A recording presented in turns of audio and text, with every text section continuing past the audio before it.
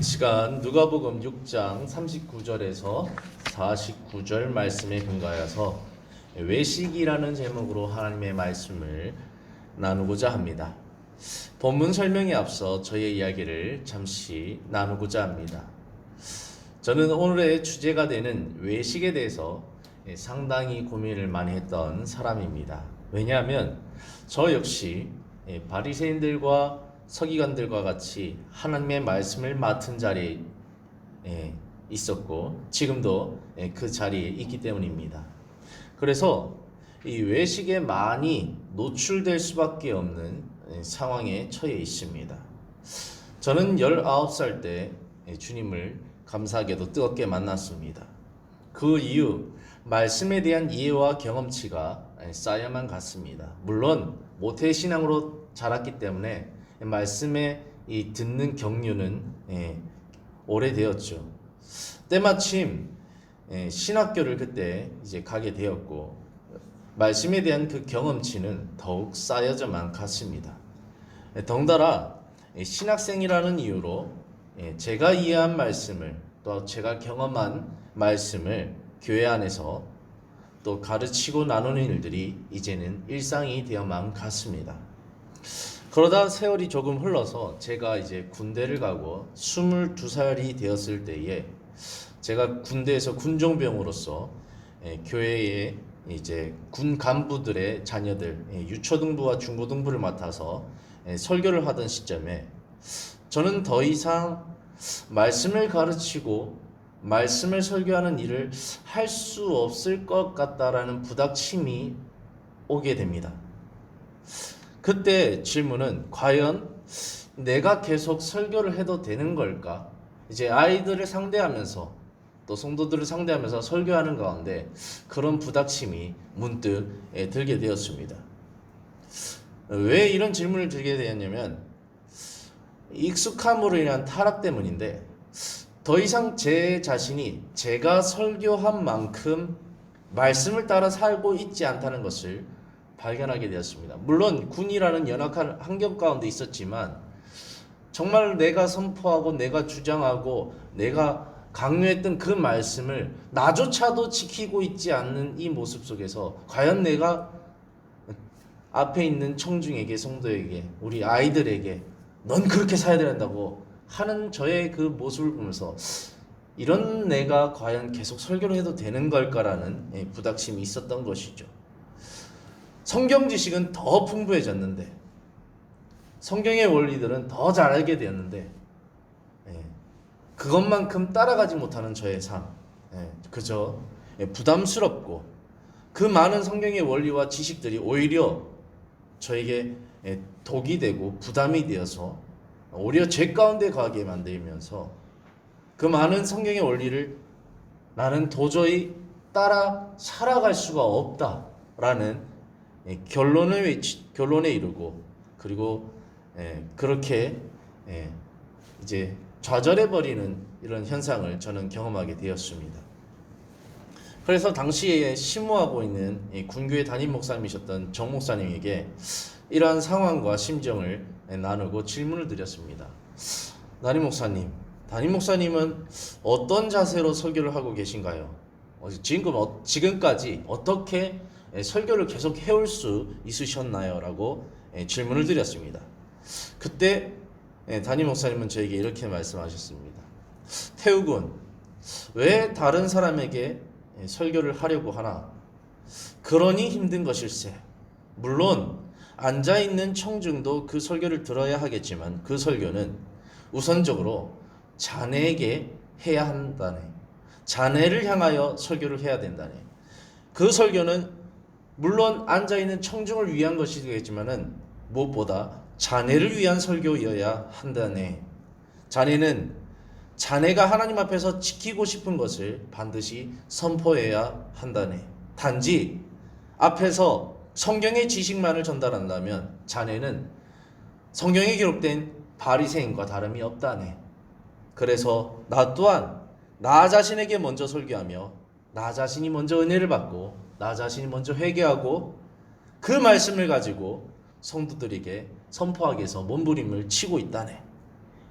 만약 자네가 나와 같이 이런 자세를 가진다면 계속 설교를 할 수 있는 것이 아니겠는가라고 이렇게 저에게 다독이면서 아주 좋게 말씀해 주셨습니다. 저는 이 말씀을 들을 때 한 대 얻어맞는 기분이었습니다. 왜냐하면은 처음에는 물론 말씀을 묵상할 때 저에게 적용했지만 이제 강단에 서서 설교를 하면 할수록 나에게 적용하는 것이 아니라 앉아있는 사람들에게 적용하는 자세를 가지고 있어서 나에게 적용하는 모습들을 많이 잊어버린 바 되었기 때문입니다. 그래서 그때 담임 목사님의 조언이 다시 초심으로 돌아가는 한 대 얻어맞는 이런 큰 충격에 좋은 시간이 되었습니다. 그리고 정 목사님의 권면대로 나 자신에게 먼저 설교를 한다는 자세로 임할 때에 저는 이 외식에 대한 문제를 어느 정도 극복할 수 있게 되었습니다. 제가 왜 어느 정도라고 표현했냐면 아무리 제가 저 자신에게 설교를 하고 저 자신에게 적용할지라도 저 자신이 그 말씀을 지키고자 노력할지라도 사실 궁극적으로 말씀을 지킬 수 있는 능력은 오직 성령님께서 주관하시기 때문에 제가 어느 정도라고 표현했습니다. 사랑하는 성도 여러분, 만약 저희 인생에 정 목사님의 그런 권면이 없었더라면 저는 아마도 양심에 털난 설교자가 되었을 것입니다. 나는 안 지킬지라도 다른 사람이라도 지키게 해야 된다. 그래서 나는 안 지킬지라도 바른 것을 전하고 나는 안 지킬지라도 성도들은 지키라고 강하게 말해야 된다. 이런 자기 합리화에 빠져서 나 자신도 지키지 못할 말씀을 가지고 성도들을 휘두르고 판단하고 정죄하고 억압하는 그런 외식에 빠지는 자가 되지 않았을까 저는 생각합니다. 아마도 오늘 본문 말씀에 내포된 이 예수님의 이 네 가지 격언에도 이런 분기점이 분명히 있습니다. 바리새인과 서기관들의 문제점이 무엇이었을까요? 아마 저는 이 분기점 가운데 정말로 겸손해지고 자기 자신을 돌아보는 쪽으로 선택한 것이 아니라 오히려 나는 안 해도 너는 해라는 쪽으로 선택했기 때문에 오늘날 성경에 기록된 바리새인의 외식이 등장하는 것 같습니다. 감사하게도 저는 22살에 받은 그 권면으로 인해서 외식하는 바리새인의 방향이 아니라 부족하지만 예수님께서 걸어가신 그 길을 뒤따르고자 하는 제자의 길을 걸을 수 있게 되었다고 생각합니다.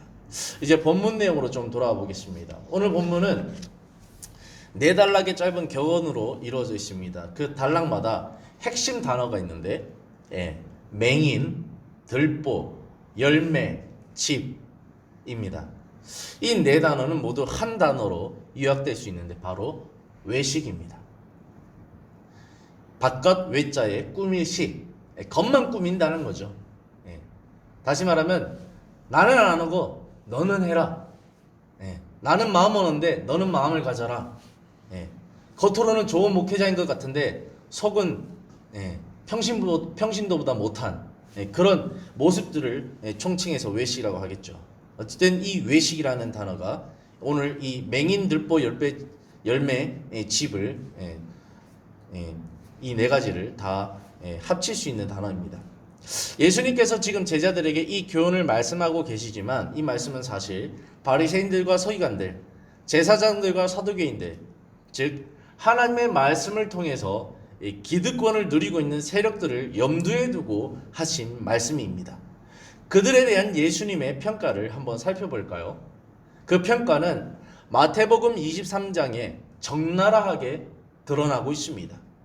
그 중에서 서론에 해당하는 1절부터 3절까지만 제가 읽어드리도록 하겠습니다. 마태복음 23장 1절부터 3절까지 읽어드리면 이에 예수께서 무리와 제자들에게 말씀하여 이르시되 서기관들과 바리새인들이 모세의 자리에 앉았으니 말씀 맡은 자로서 모세의 자리에 앉아서 하나님의 말씀을 다룬다는 거죠. 3절에 보면 그러므로 무엇이든지 그들이 말하는 바는 행하고 지키되 그들이 하는 행위는 본받지 말라. 그들은 말만 하고 행하지 않는다 라고 평가하십니다. 더 무서운 것은 마태복음 23장 4절에 또 무거운 짐을 묶고 사람의 어깨에 지우되 자기는 이것을 한 손가락으로 움직이려 하지 않는다라고 말합니다. 나는 안 하고 너는 해라. 자신도 감당하지 못할 무거운 말씀을 율법의 이것을 계명화시킨 613가지 그 계명의 말씀을 강하게 이 백성들에게 강조하면서 이제 하라고 하는 거죠. 근데 중요한 거는 본인은 하나도 안 한다는 거죠. 그래서 예수님의 평가는 그렇습니다. 그들은 말만 하고 행하지 않는다. 그리고 다른 사람에게는 꼭 하라고 한다. 자기 자신에게는 관대하고 타인에게는 냉렬하다. 이것이 예수님의 평가죠. 예수님께서는 이러한 부분을 교훈하기 위해서 오늘 4가지 격언을 말씀하십니다. 먼저 맹인에 대해서 살펴보면 오늘 본문 누가복음 6장 39절 40절에 보면 또 비유로 말씀하시되 맹인이 맹인을 인도할 수 있느냐? 둘이 다 구덩이에 빠지지 않겠느냐? 제자가 그 선생보다 높지 못하나 무릇 온전하게 된 자는 그 선생과 같으리라. 여기서 핵심은 뭐냐면은 누가 맹인인가? 자신의 하나님의 말씀을 지키지 않으면서 타인이 하나님의 말씀을 지키지 않는 것을 비판하는 자가 맹인이다. 왜죠? 자기 자신은 못 보고 남의 것만 보는 그 자신의 그 모습 자체가 맹인이라는 거죠. 자기 자신에 대한 눈이 흐려져서 잘못된 이 상태가 맹인이라는 거죠. 그런 맹인을 따르는 자, 그도 맹인이다. 왜죠? 똑같이 자기 자신은 못 보고 남만 보는 자, 자기 자신에는 관대하고 남만 지적하는 자, 이게 맹인이라는 거죠. 똑같이 그 길로 간다면 둘 다 망한다. 맹인된 자가 맹인된 자를 이끄니 그 맹인들은 둘 다 망한다. 왜죠? 하나님 앞에 순종할 수 없는 삶, 망하는 인생이죠. 남은 오히려 그 말씀을 듣고 순종해서 복을 받겠지만 본인은 적용하지 않으니 오히려 독이 되어서 망하는 길로 가는 것이죠. 그래서 또한 이 복성 가운데 깔려있는 게 뭐냐면 그렇다면 누가 맹인이냐? 지금 바리새인들과 서기관들이 맹인이다라는 겁니다. 왜죠? 바리새인들과 서기관들의 그 잘못됨을 스스로 자기 자신의 잘못됨은 보지 못하고 지금 누구를 지적하고 있죠? 예수님만 보고 있죠. 예수님께서 지금 빛 가운데를 걸으시면서 기적을 행하고 하나님의 나라를 드러내시고 병자를 고치고 귀신을 떠나보내게 하고 정말로 많은 사람들을 회복시키고 있는데 그 하나님의 역사는 보지 못하고 예수님만 보고 있는 그들, 맹인이죠. 그래서 예수님은 누가 맹인이냐? 너희가 만약 바리새인들과 서기관들을 따라간다면 너희도 망할 것이다. 나 예수를 따라간다면 너희는 바른 길로 걸어가게 될 것이라는 것을 암시적으로 예수님께서는 비유로 가르치시는 것입니다. 들보에 대해서 두 번째로 살펴보는데 이것도 마찬가지입니다. 오늘 보면 41절 42절에 보면 어찌하여 형제의 눈에 있는 티는 보고 내 눈에 있는 들보는 깨닫지 못하느냐? 너는 내 눈에 있는 들보를 보지 못하면서 어찌하여 형제의 말하기를 형제여 나로 내 눈 속에 있는 티를 빼게 하라 할 수 있겠느냐? 외식하는 자여 먼저 내 눈 속에 들보를 빼라. 그 후에야 내가 밝히 보고 형제의 눈에 있는 티를 빼리라 라고 말하고 있습니다. 여기서 중요한 것은 바른 사람은 하나님 앞에 자기 자신의 죄를 발견한 사람이라는 것입니다. 틀린 사람은 하나님 앞에 남의 죄만 파헤치는 사람이라는 것입니다. 바른 사람은 남의 죄를 작게 보고 자신의 죄를 크게 보는 사람이라는 것입니다. 그러나 이 사람의 죄성이 어떻습니까? 자신의 죄는 로맨스가 되고 타인의 죄는 불륜으로 여기지 않습니까? 이러한 태도가 바로 형제의 티를 보고 뭐라 하고 자기 자신의 들보를 보고 묵인하는 이 외식, 이것을 예수님은 경계하라는 것입니다. 하나님 앞에서 자신의 외식의 문제를 크게 보지 못하고 지금 지적하는 예수님과 적대관계에 있는 바리새인과 서기관들, 그리고 예수님의 기적을 꼬투리 잡는 바리새인들, 누가 문제입니까? 지금 바리새인과 서기관들은 예수님의 티를 잡으려고 안달입니다. 근데 그 티는 하나님 앞에 선한 것이죠. 그러나 자신들의 잘못된 착취하고 하나님 말씀에 불이행하고 하나님께 제단 위에 드려진 예물들을 중간에서 훔치고 그것을 도리어 팔고 돈을 획득하고 또 로마 결탁하고 많은 범죄가 그들에게 있는데 고아 가부와 객들을 돌보지 않고 오히려 권력을 휘두르는 그 많은 죄가 그들에게 있는데 그것은 묵인하고 오히려 지금 많은 백성을 하나님께로 이끄는 예수님의 그 행동을 보고 꼬투리를 잡는 그 모습, 그렇습니다. 바리새인들과 서기관들은 자신의 들보는 묵인한 채 예수님의 티만 잡으려고 안달하고 있었죠. 이것을 경계하라고 말하고 있는 것입니다. 이것조차도 외식인 것이죠. 세 번째로 열매에 대해서 말합니다. 오늘 본문 43절, 44절, 45절에 보면 못된 열매 맺는 좋은 나무가 없고 또 좋은 열매 맺는 못된 나무가 없다. 다시 말하면 본질은 반드시 드러나게 돼 있다는 겁니다. 나무는 각각 그 열매로 아나니 가시나무에서 무화과를 또는 찔레에서 포도를 따지 못하느니라. 가시나무는 반드시 가시나무를 내고 무화과나무는 반드시 무화과를 내고 찔레는 찔레를 내고 포도는 포도를 낸다는 거죠. 본질을 숨길 수 없다는 것이죠. 45절 선한 사람은 마음에 쌓은 선을 내고 악한 자는 그 쌓은 악에서 악을 낸다는 거죠. 여기서 중요한 것은 그렇기 때문에 바리새인들과 서기관들이 아닌 척 지금 외식하고 겉으로는 꾸미고 있지만은 그 속에 더러움, 완악함, 예수님께서 지적했죠. 너희 입에서 나오는 그 말과 그 완악함, 그것이 더럽다고. 눈에 보이는 더러움이 더러운 게 아니라 너 자신 안에 있는 그 악함과 말로 드러내는 그 말이 더럽다고 했죠. 그래서 결과적으로 예수님의 지적에는 바리새인들은 속에 악이 있기 때문에 반드시 악을 낼 것이다. 꾸미는 것은, 외식하는 것은 한계가 있음을 드러내는 것입니다. 왜죠?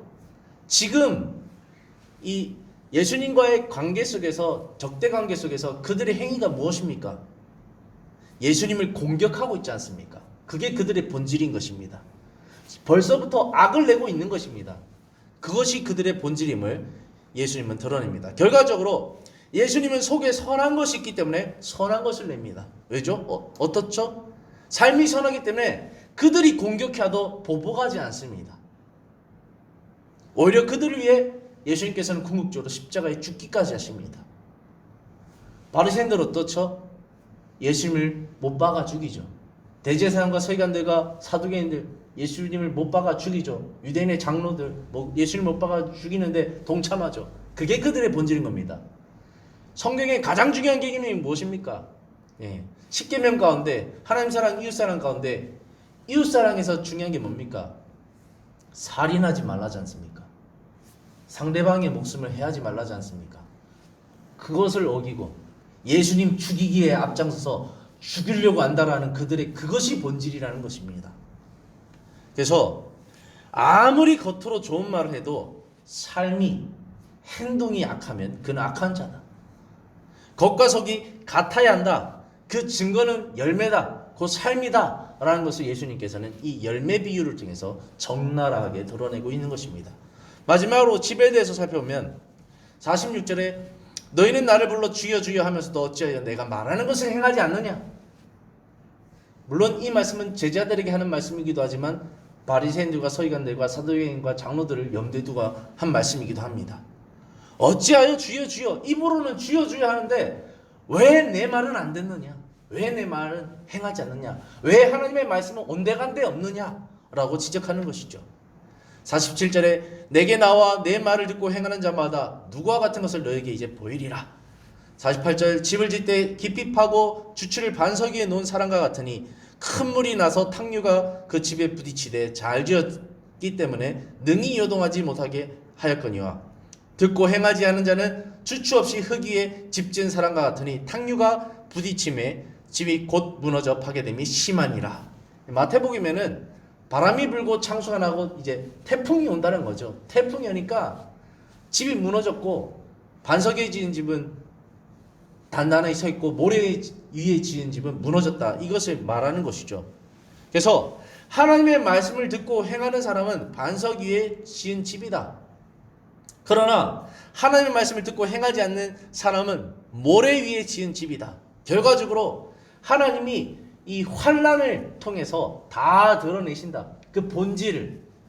행하는 자는 환난 가운데도, 고통 가운데도, 박해 가운데도, 위험 가운데도, 어려움 가운데도 주의 말씀을 지키면서 나가고, 가짜들은 어려움이 오며 환난이 오고 고난이 오면은 다 주의 말씀 내팽개치고 타협하면서 잘못된 길로 걸어간다라고 지적하고 있는 것이죠. 바리새인과 서기관들, 제사장들과 서기관들은 사실 시대에 타협한 자들입니다. 로마와 타협한 자들입니다. 그들을 등에 업고 하나님께서 명령하신 이웃사랑을 등한시한 자들입니다. 오히려 로마를 이용해서 유대인들을 압제하고 그들을 이용하고 폭력을 행사하고 그들을 착취하고 기득권을 가지고 그들에게 정말 이득을 취하는 아주 나쁜 자, 고질적으로 나쁜 자들입니다. 결과적으로 그들은 이웃을 사랑하지 않는 자들이고 결과적으로 그들은 하나님을 사랑하지 않는 자들입니다. 하나님을 자기 자신들을 위해서 결과적으로 이용한 자들이었죠.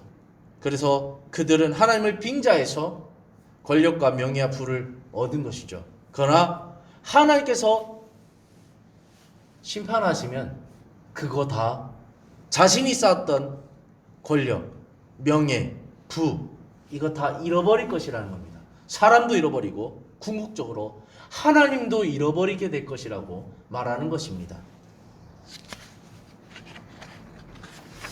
이제 말씀을 결론 짓고 마치겠습니다. 사랑하는 성도 여러분, 오늘 본문은 우리에게 이 외식의 위험성을 강력하게 경고합니다.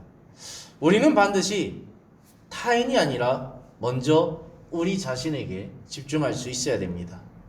그 후 하나님 앞에 우리 자신의 죄인됨을 적나라하게 경험하고 그분 앞에 죄인임을 철저하게 고백해야 합니다.